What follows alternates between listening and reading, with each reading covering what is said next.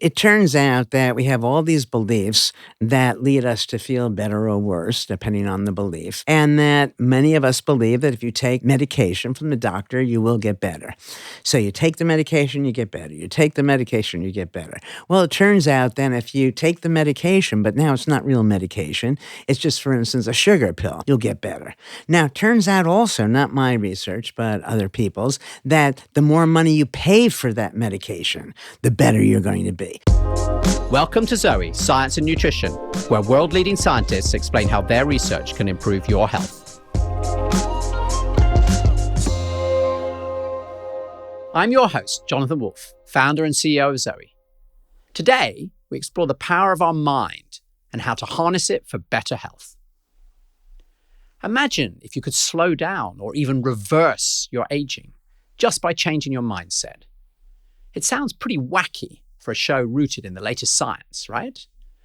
But what if I told you that our guest's research shows it's more science fact than science fiction? Today, we're joined by Harvard professor Ellen Langer. Her groundbreaking research, spanning over 40 years, delves into the mind-body connection. And with it, you'll learn practical ways to apply this to improve your health. Ellen, thank you very much for joining me. My pleasure, Jonathan. It's a great pleasure to be able to do this in person in Boston. Now, we have a tradition always with this podcast that we start with a quick fire round of questions. And this is always very hard for professors because we have this quite tough set of rules, which is you can say yes or no, or if you absolutely have to, you can give a one-sentence answer, but we really prefer yes or no. Are you willing to give it a go? Sure, why not? Wonderful. Does Western medicine underestimate the importance of the mind in physical health? Grossly, yes. Can you think your way to better health? Yes. Can I lower my blood sugar levels with my mind? Surprisingly, yes. Can a positive mental attitude make me younger? Yes. Wow, this is pretty amazing. Is mindfulness the same as meditation? No, not at all. Meditation isn't mindfulness. Meditation is a practice you go through to set you up for post-meditative mindfulness. Last quickfire question. Can practicing mindfulness improve my health? Yes. That, Jonathan, was hard for me not to give you the next I can sentence. see, and if it makes you feel better, it's a sort of universal test as to whether or not someone is a professor is how hard they find this. So you passed, you're a professor. Last question, and you can have a sentence here rather than just yes, no. What's the biggest myth that you've come across about the connection between the mind and the body? That they are best seen as two separate entities. I have a favor to ask. 63% of people that watch this podcast haven't hit the subscribe button. We want this podcast to reach as many people as possible as we continue our mission to improve the health of millions. So if you've ever enjoyed this podcast, please hit the subscribe button. Doing us this small favor really makes a big difference to me. Thank you. I've always been sort of very suspicious about the sort of the way that Western medicine has tended to treat the mind and the body as completely separate. I think it's actually rather an odd thing to believe. And I was thinking about the fact that, every time I get sick, if I'm still sick after a few days, then I start to get really anxious about, am I ever going to get better? And it seems clear to me that when I am anxious, actually, I stay sick longer than if I just sort of let time. And my wife always said, I'm a terrible hypochondriac. And, I've obviously never had any evidence about this, but it sort of seems pretty obvious that the brain is in fact a large physical organ and this should all be related. It's therefore amazing though to speak to a scientist who's been spending their whole career doing real research to show how these two are linked. And, I'm really keen to actually unpick through this some of the real ways, with real hard science that show that the mind actually has these physical effects. And I think you've had a lot of papers with some very surprising results. So, I'm really looking forward to that. Could we maybe start with what is the traditional sort of view of the mind against the body, and and therefore what do you think we've been getting wrong? Yeah. Well, not that many years ago, the medical model used to believe that psychology was just totally irrelevant. It's nice to be happy, they would think, but that has nothing to do with your health. More recently, as most people know, people talk about a mind-body connection. That's not what I'm talking about. My position is much more extreme and, by my understanding, more useful, which is the mind and body should be understood as one unit. Now, these are just words. You could have had mind, body, and elbows, and we would have developed a different understanding of people. But when you put the mind and the body back together, then wherever you're putting the mind, you're necessarily putting the body. And so, as I report in The Mindful Body, we have lots of studies where we put the mind in strange places and take measures that seem to justify the notion that it's one unit. And when you say you put the mind in strange places, what do you mean by that? The original study testing the mind-body unity was the counterclockwise study. This is a famous study. Okay. I can call my own study famous because if you watch The Simpsons Go to Havana, they actually talk about the study. I agree. I think you've really made it if you're on The Simpsons. So what we did in this study, very simple. We retrofitted a retreat to 20 years earlier and had old men live there. And I should say elderly men. The older I get, the younger they get. But basically men in their late 80s, 90s lived there for a week as if they were their younger selves. They spoke about all sorts of past events as if they were just unfolding. Everything they did was as they might do it 20 years earlier. So they imagined as if they were living in a time 20 years earlier. In a time warp, yes. In a time warp. And we took lots of measures, and what we found, it was sort of astonishing that their vision improved, their hearing improved, their memory, their strength, and they looked noticeably younger. And all of that without any medical intervention. Sounds completely magical. It does. But so then, fast forward, we've done lots of studies that I've reported in The Mindful Body. The next one is kind of fun also. We took chambermaids. Now, it's interesting. Chambermaids, as you know, are working all day long. And we asked them how much exercise they get. And they say they're not getting very much exercise. What?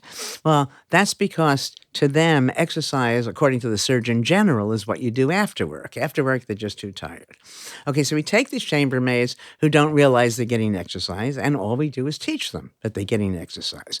Making a bed is like working on this machine at the gym, and so on. So now we have two groups. One who doesn't realize their work is exercise, one now does see their work as exercise. We take lots and lots of measures, and we want to find out after this time, is she eating any differently? Is she working any? No differences that we could discern.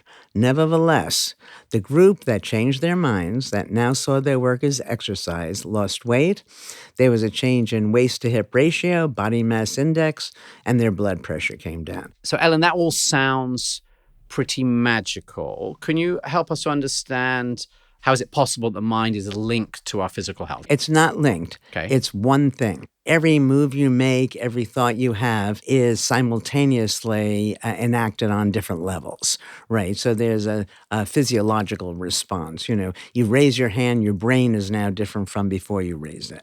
So I'm not saying that there's nothing going on so-called under the hood, simply that my concern are the larger measures that most people care about. It's really a nocebo effect. A placebo you take and all of a sudden things get better. For a nocebo, you're releasing a way for things to be better, typically. So here, you didn't know that your work was exercise, and that's keeping the system in place. And that realization then frees you to enjoy the positive aspects of exercise, which is very good. I mean, there are some people out there like Mark Twain who said every time the urge to exercise comes over him, he just sits quietly and waits until it passes. And I'm not suggesting that people shouldn't exercise. There are many, many reasons to exercise. But to know that you can be healthy without doing all of that exercise if you keep your mind active. And this is where you're saying just by changing the way you think about something, you actually have this physical effect. Yeah. I think this ties on to mindfulness that you talk about in the book, and I would love for you to explain what you mean when you say that. I'm happy to do that. So mindfulness, and I've been studying this now for over, about 45 years. It's Which so is simple. Impossible to imagine looking at you. Thank you. I started this is when I was obviously 10. the positive mindfulness. Right. If anyone's on video, they'll be pretty impressed. They'll be starting immediately. It's so easy, and the results are so extraordinary that, it almost defies belief. But let me tell you, all you need to do is notice. Okay. Okay, now people think that that's what they're doing all the time. But our research suggests that almost all of us are mindless almost all the time. We're sealed in unlived lives and we're oblivious to it. So when you're not there to know you're not there. And the research says we should wake up. All right, so how do you wake up? There are two ways. The first is that if you just accept, deeply understand that you don't know. You don't have to feel bad that you don't know. Nobody knows because everything is changing. Everything looks different from different perspectives. So if you approach something you don't know, you pay attention to it, right? You enjoy, you get engaged, and so on. If your listeners thought they knew what I was going to say next, why bother listening to me? But it's hard for so many of us because everything we were taught, every fact you memorized in school, everything you think you know leads you to a certainty so that you don't pay any attention. The other way, which is partnered with this, is that you take things that are familiar, the person you're living with or a close friend, take a walk outside, no matter what you're doing, and just notice 3 new things about it. And all of a sudden you say, gee, this thing I thought I knew, I don't know so well. And then again, your attention naturally goes to it. And the easiest way to become mindful after just listening to something, podcasts like this, is next time you're unhappy. All of the misery that we experience is a function of our mindlessness. So at that point, at least we'd remember some of the things I hope we'll talk about in a little while. What I'm saying is that you go about your business, and if you were a robot all day long, you wouldn't know it, all right? You have to not be a robot to at least ask yourself, what don't I know? What is new about the situation, the person, the taste of whatever I'm eating, and so on. But we know that when something negative happens, even if it's, I missed the bus, whatever it is, then you're thrown into a state where you're going to start to think about things. People tend then to think about negative things.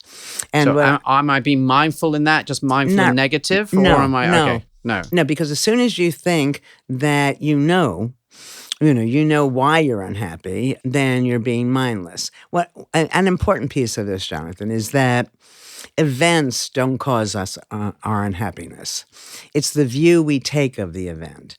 And so if you're more mindful, you have more views available. And then if you choose to pick the one that's going to make you miserable, so be it. Another part of this that people don't realize is that our emotions are really choices. That if you think, oh my God, this is the worst thing that could happen, you're not going to feel good about it. If you look for how actually it may be an advantage, then you're going to feel much better.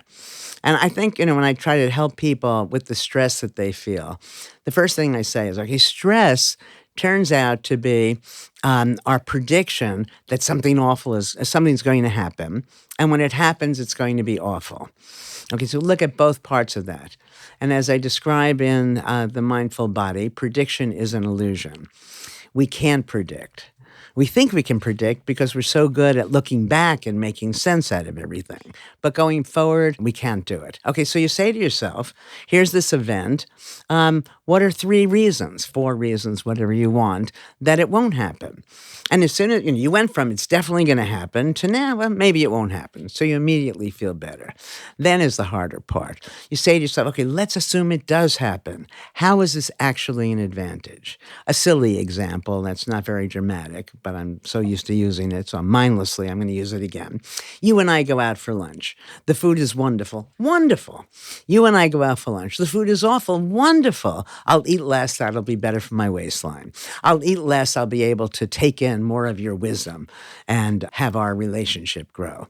All right. So for me, having lived a life like this, it almost doesn't matter what happens.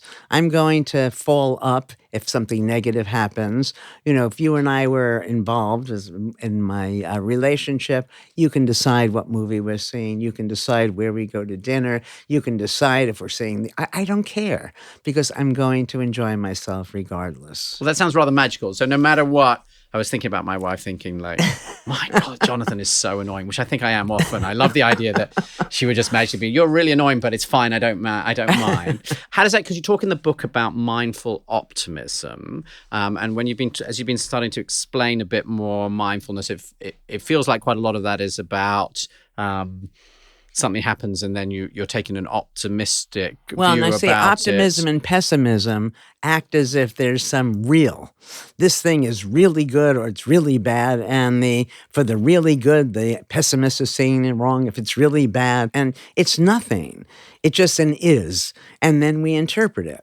And so it's not a matter of changing. If something bad happens. Now, if you go to a cognitive therapist, for instance, and you're telling them about something bad, if they're good at what they're doing, they're going to help you reframe it as something positive. But when you're more mindful and you're more used to living your life this way, I never reframe. It's the frame I see in the first place. It's also important to me that my intention is not yay me.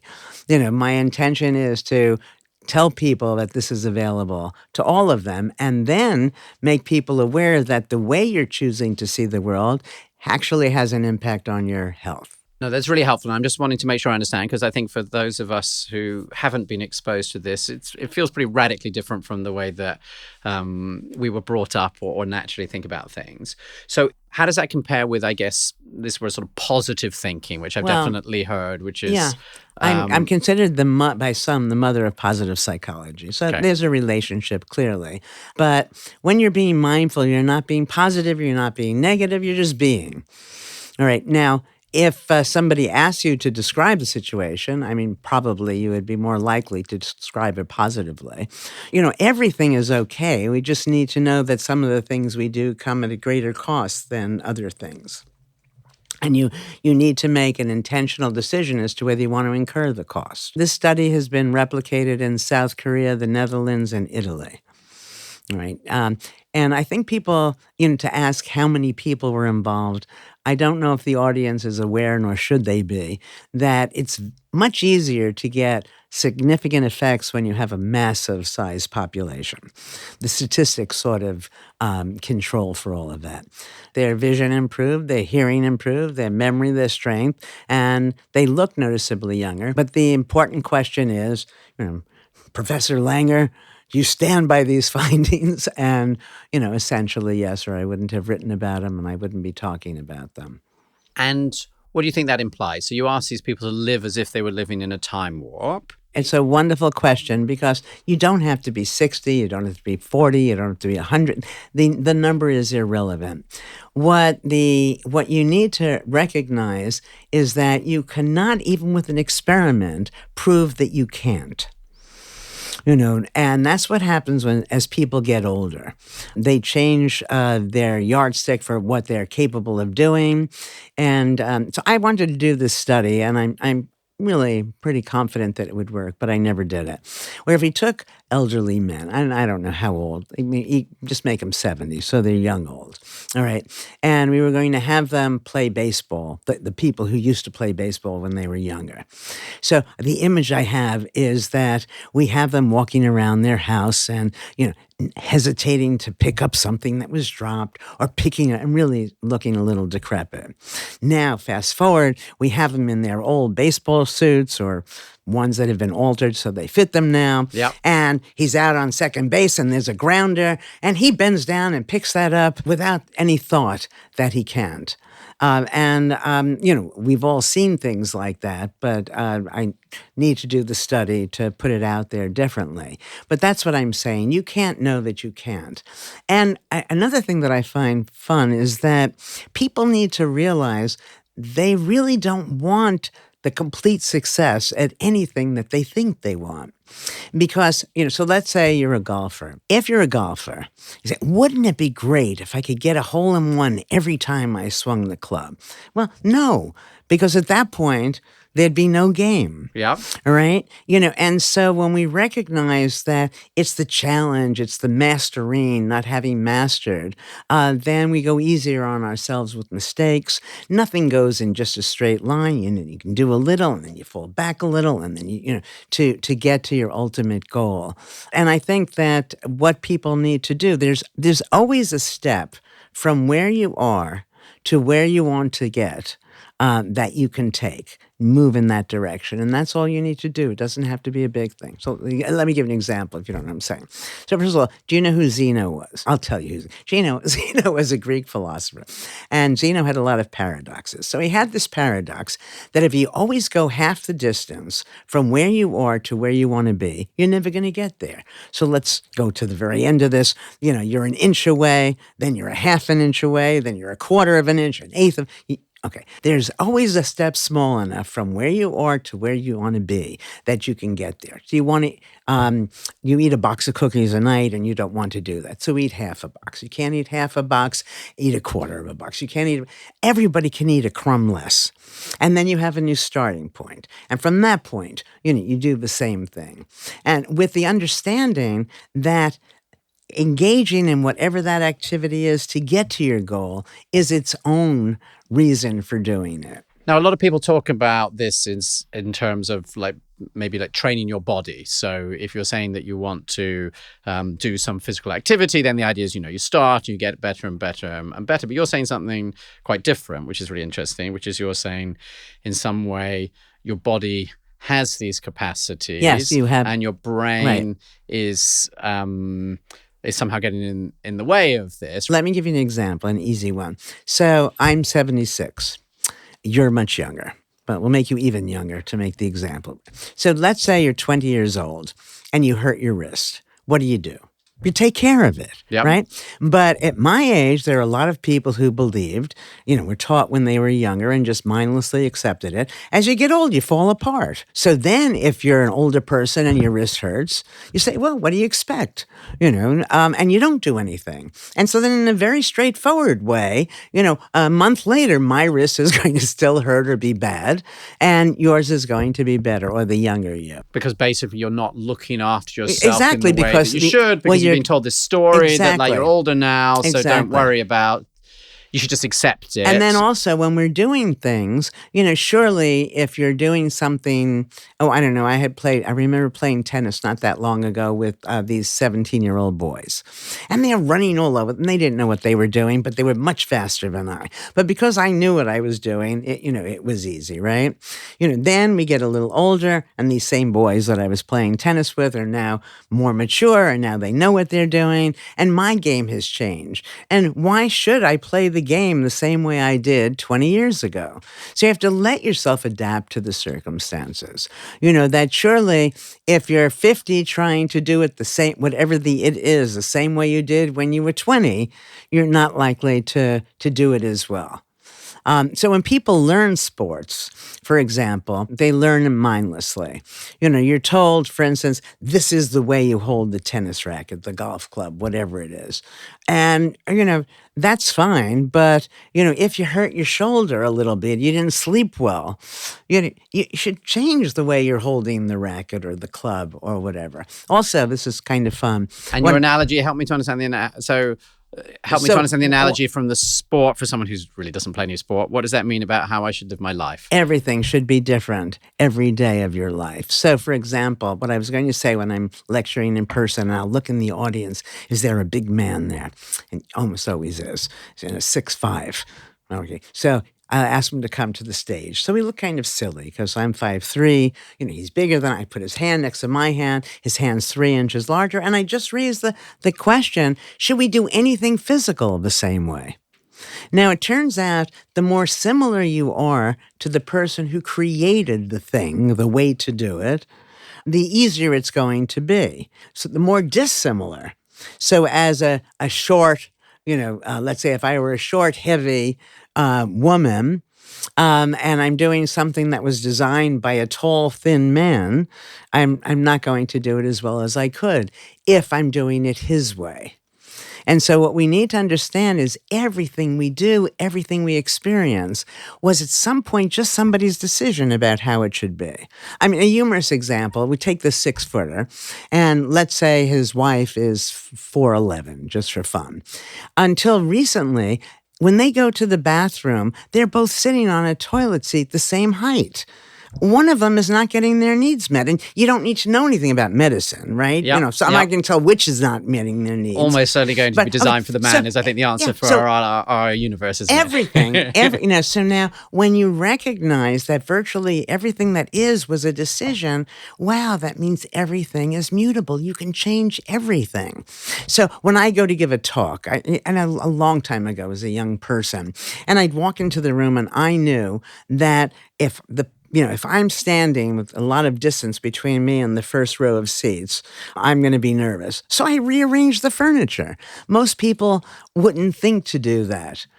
So I think we should take everything as potentially changeable to meet our needs. So you're incredibly dynamic and positive, which is very impressive. Let me tell you. I think lots of people will still be saying, but can that really affect everything real for everybody. Health conditions? And I think there's another study that you looked at, which I think is called something like the reverse eye charts study. Yes. Okay. So I think your listeners already know that I'm strange, good or bad. Okay, but different.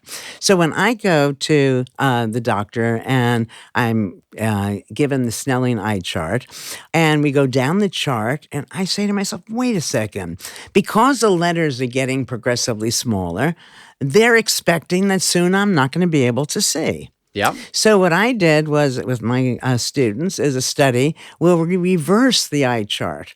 So now the letters get bigger and bigger. Hey, the expectation is soon I will be able to see.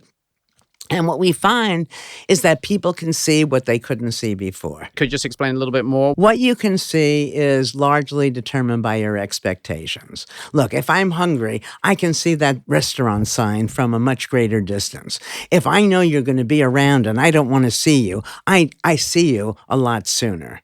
There are lots of things that influence our vision, and rarely in the world are we ever asked to look at letters that are out of context. There's sort of, to me, a big disconnect. Just talk us through. So what were the results of this? Okay, the results of the study was that when we changed the expectation so that now you think you're going to be able to see, you can see what you didn't see before. So by changing your expectations, suddenly your eyes can actually read letters that otherwise you just can't read. So your eyesight actually got better. Yes.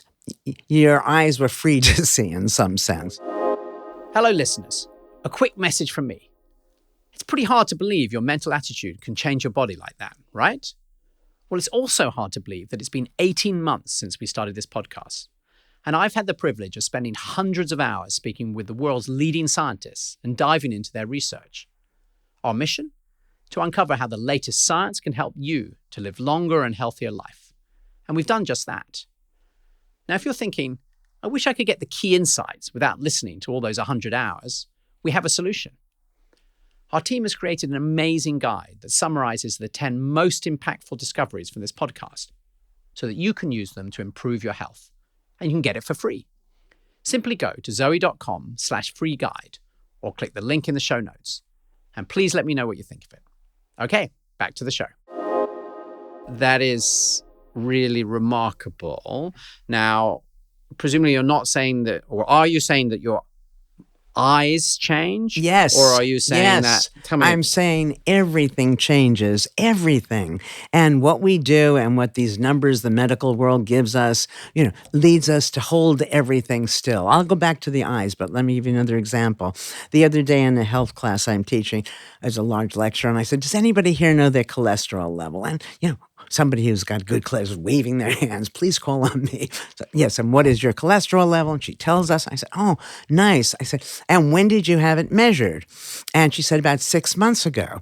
And then I said, oh, and you haven't eaten or exercised since? And if you die, you're going to, without going again, you'll die a healthy person. All right. The point is that all of these measures vary over time, but the medical world, for good reason, can't take your blood pressure, your cholesterol level, test your vision, 20 times in the course of a day. But when our vision, our cholesterol level, our heart rate, whatever it is, are given those numbers, we need to realize that those numbers are not stable. And that, and the number isn't stable, and if sometimes my blood pressure is less, Well, why is that? If less is better in this case. And if it can be less at this moment, well, then maybe I can make it less in this other moment. And I'm not a victim of whatever circumstance led to whatever these numbers are. It's the same story with everything. Essentially, we hold things still because we think we know, or in this case, we think the medical world knows. Things are necessarily varying, and control over our health and our happiness, over everything. I mean, if your wife... And you're saying there's a lot more control we have over our health because things are varying. So that if we can recognize that they're varying, we say, then, well, why are they varying? And we can get even your relationship with your wife. So what did you say she thinks you are? I can't remember. I mean, annoying, I expect was the word that I went with at the time. But, So if your wife thinks you're annoying, then what will happen is every time you're sort of annoying, she's going to see that as confirmation that you're annoying, right? And that when the way you were could have been confirmation of, 10 other things. If I now think that, gee, you're not annoying. When are you annoying and when aren't you annoying? And I start paying attention to it. I might find when I don't give you a chance to talk, that's when you're annoying. In which case, I'm part of the problem for me. All right, and then I have more control. So this is back to being more mindful, is sort of being aware and asking questions rather than just assuming this is and looking for confirmation. Or just noticing, but you can't just look for the thing you think is there because then that's all you're going to notice. You have to also look for when it's not there. You're suffering chronic pain. And so we have hard data with this. This is work that I think actually people should pay attention to. It's work on what I call attention to symptom variability. And that's just a fancy way of saying mindful. Being mindful, you're noticing changes. All right, so when you have a chronic condition, most people presume, because the medical world lets us, unintentionally in some sense, think that there's no way to control it. There's no way to cure it. Right? We can never prove that you can't, remember. So you don't do anything about it. You just assume it's going to stay the same or get worse. And this is regardless of whether you're taking medications or anything else. All right? But nothing only moves in one direction. There are always times where it's a little better, a little worse. And so what we did was we would call people with major disorders. We'd call people throughout the day at random times, across days, just 2 weeks, to find out, so how is it now? So, Jonathan, how is it now? Is it better or worse than before? Okay, well, as soon as you say it's better, because there will be some, wow, I thought it was always awful. And then I ask the important question, why? So now that does three things. Well, three things happen with this. The first is by saying that it's not always awful. You feel a little better. Second, by looking for why now. You end up doing a mindful search, looking for things you don't already know. And that is good for your health, as 40 years of our research, 45, has shown. And then finally, I believe that you're more likely to find a solution if you believe there is a solution. So we took people who had Parkinson's, multiple sclerosis, arthritis, chronic pain, stress, depression, lots of big things. And we simply had them in this way attend to the variability by calling them, and got positive results across the board. And so this was my answer in some sense to the placebo. The placebo may be our strongest medication. You take this pill that's nothing, but believing it's something, and you get better. So you're making yourself better. So how could we have people make themselves better without the charade? Well, you can't give yourself a placebo because you know that it's not a real drug. Right. Could you just take for a second on this? Because I'm not sure everybody is as familiar with the placebo as you are. And I was actually thinking about that a bit. Could you explain for a minute what a placebo is? Because you just said it might be one of our strongest medicines. But it turns out that we have all these beliefs that lead us to feel better or worse, depending on the belief. And that many of us believe that if you take a medication from the doctor, you will get better. So you take the medication, you get better. You take the medication, you get better. Well, it turns out then if you take the medication, but now it's not real medication, it's just, for instance, a sugar pill, you'll get better. Now, it turns out also, not my research, but other other people's, that the more money you pay for that medication, the better you're going to be. Even if it's still a sugar pill. That's right. Okay. Now, if you take an injection that's, not real medicine, right? Just water or whatever, that the injection is even better than the pill, because the more I suffer, the better I'm going to be. If I do sham surgery, so now I open up your head, you've got Parkinson's, I open up your head, you as the patient believe that, boy, this is a whole big procedure, I sew you up, you will get better. And so... And not guaranteed to get better, but like significantly better than the control with that. Sure, is that right? For sure, yes. How does that link back to what you were talking about, the study you were doing with people with sort of chronic diseases? Okay. Before we link it to the chronic diseases, people need to understand it's explained by mind-body unity. So you're doing this thing, believing you're going to get better, and since your body is one in some sense with your mind, you get better. It's hard to know. People don't know, how does this placebo magic work? And it's interesting because the medical world all accept placebos without knowing exactly how it works, and yet still are not fully convinced, to a one at least, about how strong our mind is in our experience of disease. But when you take a placebo and you think it's real medicine, you expect to get better. And if you have a big illness, you don't expect to get better instantly, right? So you start looking for, when do you get better and when are you not so better? And in that way, it initiates this attention to symptom variability. And so when you're paying attention, I think you were saying that you can actually have improvements in the way that you're feeling? They're separate things. First, we have lots of evidence where we just make people mindful, notice new things.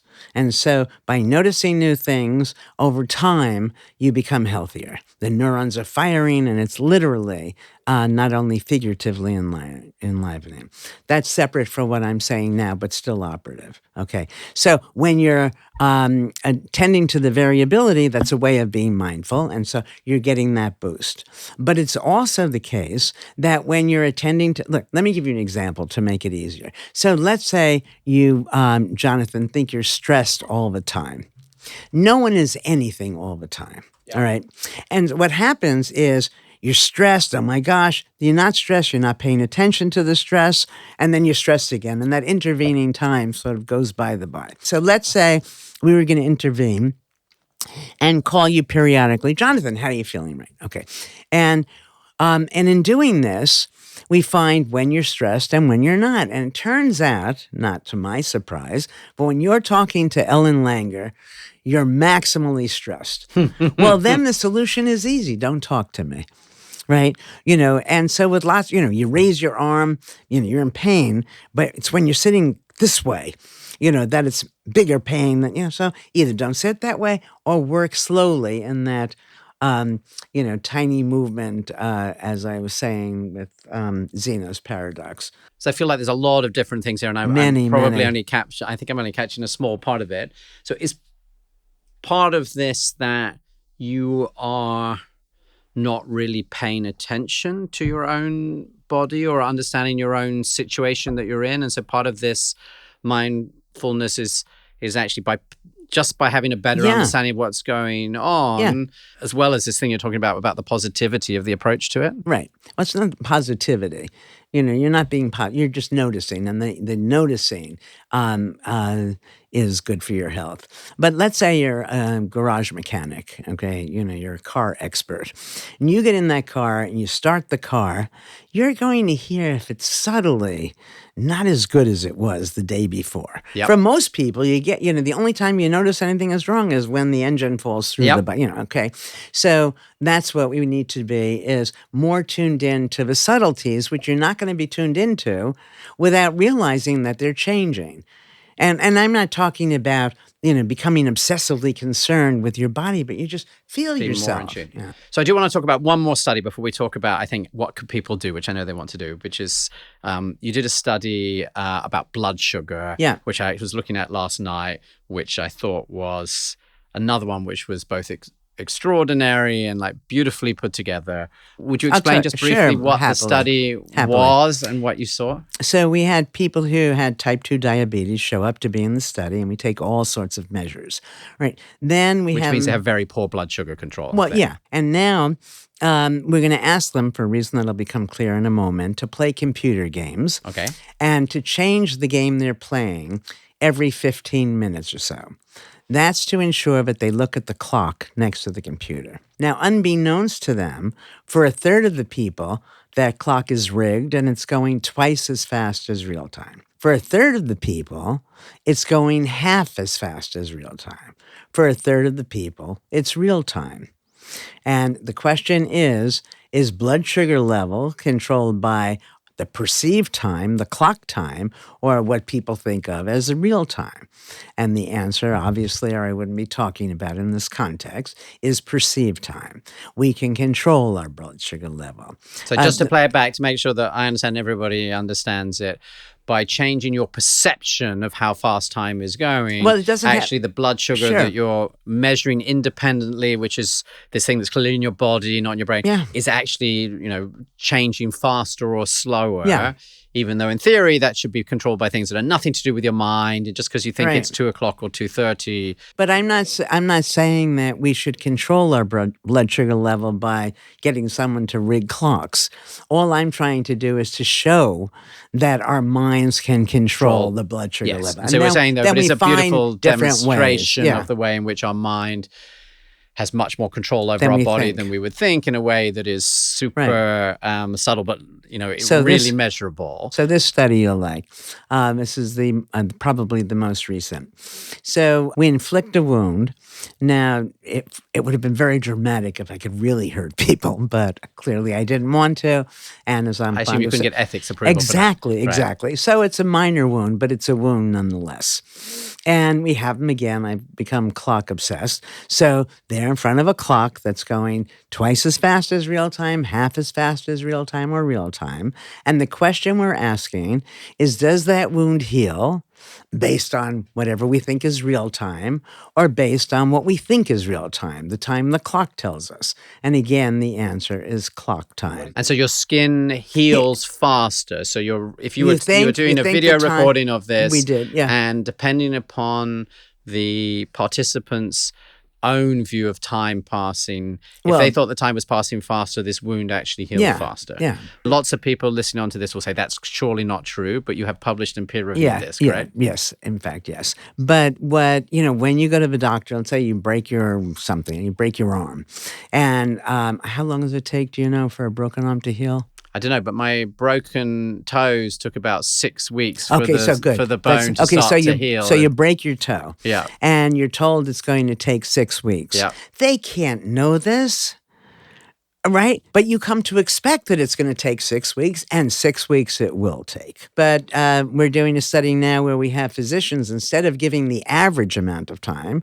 so when you're given an average, there are some people who healed more quickly, some people who took slower, and then we get a mean, and that's what people essentially are told. And we give everybody the fastest healing time. And my expectation is that, when somebody tells me that something's happened to them and that, it's going to take 6 months, I say, you can do it in 3. Sometimes I tell them they can do it in 1 month. I don't know if they believe me or not, but. So, Ellen, I would love, because I think lots of people listening to this are now probably saying, okay, there's something real about this. So I'm convinced there is this link now between the mind and the body, and they're eager to understand, okay, what could I do? So where would someone who has never practiced mindfulness start? Okay, well, again, mindfulness as I study it isn't a practice. Okay. All you really need to know is that you don't know. When I'm doing this on a large audience, I'll ask the question. I'll ask you, Jonathan, how much is 1 and 1? 2. No. Okay. You see, that's what we're most sure of. Okay. And that's, you know this better than you know your name, right? Yep. Okay, so if you were to add 1 wad of chewing gum plus 1 wad of chewing gum, 1 plus 1 is 1. 1 cloud plus 1 cloud, 1 plus 1 pile of laundry plus 1 pile of laundry is 1 pile. In the real world, 1 plus 1 probably doesn't equal 2. So now, when the thing you think you know the best, you see, gee, you didn't know it. Maybe you you can generalize some. But let me tell you something that happened to me. It was a while ago now, where I was at this horse event, and this man asked me, would I watch his horse for him because he's going to get his horse a hot dog? I'm Harvard Yale all the way through. Nobody knows better than I do. Horses don't eat meat, right? He comes back with the hot dog, and the horse ate it. Okay. And that's when I realized that everything I think I know could be wrong. Right. And the point, to me, that was exciting because that opened up all sorts of possibilities for us. You make it sound really easy. Oh, just question everything. But I feel like it's almost like I'm talking to a black belt karate saying, oh, we just do this. And I'm like, well, I don't even understand how to walk into the ring. That's right. It feels like this is too big a step. Let's say someone's saying, I'd like to try and understand this. Help me to understand, like the first steps. Okay. How would I start to approach this? Is there there are a few things you can do. The first thing is look around you, look at something that you think you know, and notice the ways it's different. Different from what you expected it to be. Exactly. All of a sudden, I didn't see that. Notice about somebody you care about. And, it's interesting because as you notice something about somebody you care about, they end up feeling cared for. And it actually, and we have data, improves the relationship. All right, so you just start noticing. And this should build on itself because the act of noticing feels good. So you don't want to stop. When you're having fun, you're being mindful. If you were to, let's say you enjoyed crossword puzzles and you did one, you're not going to do it again right away because you know the answers. It's not fun. You listen to a joke is only funny if you don't know the punchline. All right. So if you're having fun, are you tending to be mindful? Is that what you're saying? You can't have fun unless you're mindful. So just make sure you're out there having fun. When something happens where you're no longer having fun, then question. Question how it could be otherwise. How do you know this is going to be the end of the world? How do you know? Find a way to make it work for you. Can you start by saying, I'm almost like scheduling this? Like I'm going to make sure I do this once a day when I wake up or whatever as that? Is there like a... I think... I can see you saying, I do it all the time. But I think reimagining the way you think about the world, at least for me, is a bit harder, Ellen, than the way you describe. No, for sure. Can you sort of... When something negative happens, say you spilled the coffee. All right. So for me, if I spilled the coffee, that would be an opportunity. First, it probably wasn't good for me to drink as much coffee, so it wouldn't bother me. But second, I'd look at the kitchen thing. Why did I spill this coffee? What is there about the mug that, in fact, could be redesigned so I wouldn't spill the coffee? You have all those people who are squeezing these toothpaste, and fighting with their spouse who squeezes from the top, and you want to get every bit of the toothpaste out. And then somebody said, hey, let's redesign the tube of toothpaste. So you put it on its head. And so all the toothpaste by gravity is going, and it's now easier to use. So I'm saying that everything that is... I feel you should be coming up with a lot of patents with this approach to the life. The other day I was thinking about, and I was telling a story about my mindlessness, which I'll tell you in a moment if you want. I'll tell you now. This person is seen making roast beef. She cuts off a slice, puts the rest of it in the pan, and cooks it. Why'd you cut off that slice first? She's asked. Well, that's the way my mother always did it. So they go to her mother. She too is making roast beef. She cuts off a slice, puts the rest of it in the pan. Why did you cut off that slice first? I don't know. That's the way my mother always did it. They go to the girl's grandma and say, we saw your daughter and your granddaughter making roast beef. They said they make it just the way you do. They cut off a large slice, put the rest of it in the pan and cook it.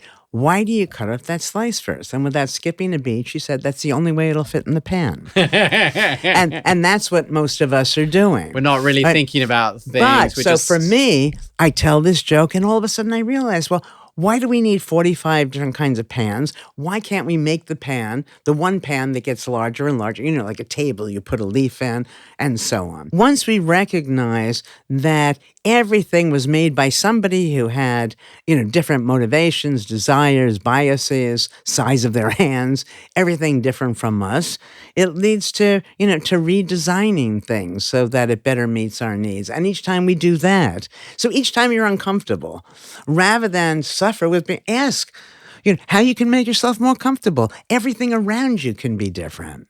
And what about, because it feels like this is easiest to do when you're feeling calm and quite positive, and much harder if you're either overwhelmed with negative emotion, or let's say you are living with a chronic disease and actually you're in a lot of pain and things are difficult. It feels like this is Well, much there are two harder to separate. achieve. Is there a... No, there are two separate points here. Okay. The first, if you're living with a chronic disease, you should be very excited that I'm telling you there may be a way for you to reduce your symptoms, and even to the point of getting rid of them entirely. So then you're going to sit up and pay notice, and people are going to try it right away. Why not? In the other instance, something doesn't go right. At some point, you relax a little bit about that and you start talking to yourself. Well, why didn't it go right? How can I make it right? And I'm just asking people now to add to that, how is it not going right was actually an advantage in some way? And you can always find that. And we do it with people. Okay, so here's I think the best way to become more mindful. Every time you're comparing yourself with somebody else, you're being mindless. But every time you say, I'm telling you, Jonathan, you are just so inconsistent, it drives me crazy. I'm being mindless as soon as I call him anything. Now, once I realize from your perspective, nobody wakes up in the morning and says, today I'm going to be impulsive, inconsistent, stupid. So what are you intending? Well, it turns out you're intending to be flexible. Okay? I am gullible. I am so gullible, I can't stand myself for being gullible. But that's because when I'm being gullible, it's because I'm trusting. It's nice to be trusting. And the point here is very simple, although I'm making it sound complicated, that every single negative way of understanding somebody or ourselves has an equally strong but oppositely valence. For every negative, there's an equally strong positive way of understanding it. And so now we go back to your wife. You and I are together now, Jonathan. And your inconsistency, your stubbornness, whatever it is, let's say you're being too impulsive, is driving me crazy. Once I see that what you're intending from your perspective is to be spontaneous, wow, I don't want him to become less impulsive. You don't want me to This is become back a little bit when you were talking about reframing. Exactly. Seeing this in a different, let me same tell you. behavior as understanding it quite differently. Yeah, so we did a study. We give people about 200 negative adjectives and behavior descriptions. Say, check those things about yourself. You keep trying to change, but you can't change. So for me, I check gullible and impulsive. Now you turn the page over, and a mixed up order is the positive version of all of those. Now the question is, check those things you really value about yourself. Well, I value that I'm trusting and I'm spontaneous. And as long as I value being trusting, I'm not going to be able to stop being gullible. Because right. it comes, and so you can fits see, together. So we all know when somebody's driving us crazy or when we're casting aspersions. And now if we accept that it's our mindlessness and we ask, how did that make sense from their perspective, our relationships will improve. And the more you do this, the more you want to do it because everything just becomes nicer for you. Very last question I'd like to ask. Do you view this as an addition to sort of traditional medicine, or is this an alternative? I don't see it as either one. I see it as a different way of doing everything that's done.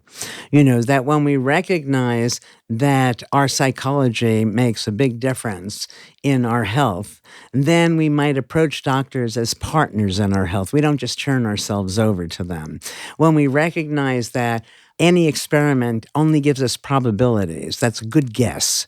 So when the doctor is telling you to do something based on a good guess, you're going to take it indifferently from as if it comes on high. You must take these 3 pills 4 times a day.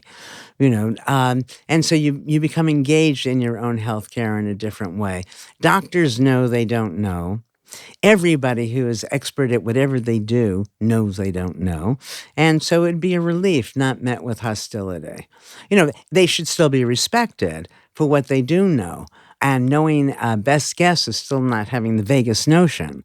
But when we're aware that everything is changing, everything looks different from different perspectives, any business that holds things still, any profession is behaving mindlessly and missing out on all of the advantage that would accrue from this more mindful noticing.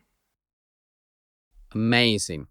Ellen, I'm going to try and summarize the conversation. This is Good. definitely going to be my hardest ever because I feel like I only understand the basics of what you're talking about. But let me try and do that. Before you do, though, I mean, can your listeners understand that reading this, when you're reading about some of you can stop and pause and question yourself, and then it becomes, I think, much more accessible. Well, at least that was my goal. No, I think that's. I think lots of people are going to be listening to this, and actually, really, what I wanted to talk about was, I think there is this remarkable series of studies that you have done that look at this idea of mindfulness, which is, as I'm understanding it, sort of really paying attention to what is going on, being aware that you maybe the interpretation that you had might be wrong, or that you don't really understand what is here. That what you are experiencing in your mind has this remarkable impact actually on things that are just measurable separately. And you showed that whether it is your blood sugar responses, whether that's your eyesight, whether it's people perceiving you to be 20 years younger with this counterclockwise example. And that although that I think for many people sounds sort of crazy because it sounds like it's complete opposite of everything we're told, actually, there are a whole series of these experiments that shows this, that I think you had a very interesting conversation around some of these studies looking at people living with chronic diseases, where again, if you change the way that you're sort of framing your experience and starting to notice also the times that are better rather than worse, that this can have this impact. And that somehow this is quite linked to something that medical science has looked at for, 100 years, which is the placebo, where we know from many of these studies that a placebo can have this remarkable impact on people in almost anything that's being done. And then in a sense, we've accepted that as the impact of the mind on the body, but you're showing that there are all these other ways in which this can affect you. And then I think you are saying it is very easy to do. And I know that you have a book that helps people to understand how to do it. But my takeaway is that there is a starting point. You can say, I would like to not just pay no attention to what is going on, but actually, even if I'm just doing this, at some particular times, to look and realize I don't know, or that, the person I'm with is actually different from how I imagine them. And that is what has started to unlock this thinking. And in part that if you're going to do it, be there. And what does it mean to be there is, you're brushing your teeth. Watch what's happening. Enjoy it. As silly as that sounds. And this is a bit like being in the moment, isn't it? It's rather than just zoning out. I'm so glad you said that because people, tell people, instruct them all, be in the moment. That's an empty instruction because when you're not in the moment, you're not there to know you're not there, right? This is the way to be in the moment. Just simply notice 3 things about whatever you're doing. And so 5 forcing your attention. And I was going to say, the last thing that I did want to mention, which I thought was fun, is have fun. Yes. Because you said that if you're having fun, you are by definition being mindful and you're in the place. And I love that as something. It's something we talk about at work quite a lot because I often say, what's the point of being at work if you're not having any fun? Right. If we're lucky enough, to be in a position, as I think most people are at Zoe, where you have choices of a lot of things you can do, then you should be trying that you would like to get, have fun out of what you're doing at work and hopefully meaning as well. There's a video that I have that has nothing to do with me, but that I have my students in a health class watch. It's piano video. I don't know if you know this. So it started in Scandinavia, where Scandinavia, same all over the world, where you have a subway station and you have stairs and an escalator. And almost everybody takes the escalator. And you'll have a young guy, who'll run up the stairs. But most of the time, so then what these researchers did was they laid down a piano keys on the stairs. So when you go up, it's actually making noise. And in almost no time, people give up the escalator because it's so much fun going up the stairs. And so what I tell my students is, why wait for somebody to have the idea? I go up doodling, all the time. Virtually everything can be made so that it's at least interesting, if not outright fun. And if you can do that, maybe that's the biggest takeaway right now, that make what you're doing fun and you will necessarily become more mindful. Thank you so much for taking us in and taking us through this. And I have definitely learned a lot in this episode. Thank you. Well, I've enjoyed it. Thank you, Jonathan. It's a pleasure. Thank you, Ellen, for joining me today on Zoe Science and Nutrition. This conversation has highlighted the significant role that our mind can play in our physical well-being. And we know from other scientists on this podcast that the food we eat can directly affect our minds and our mental health. So if you want to understand how to support your body and mind with the best foods for your health, then you may want to try Zoe's personalized nutrition program.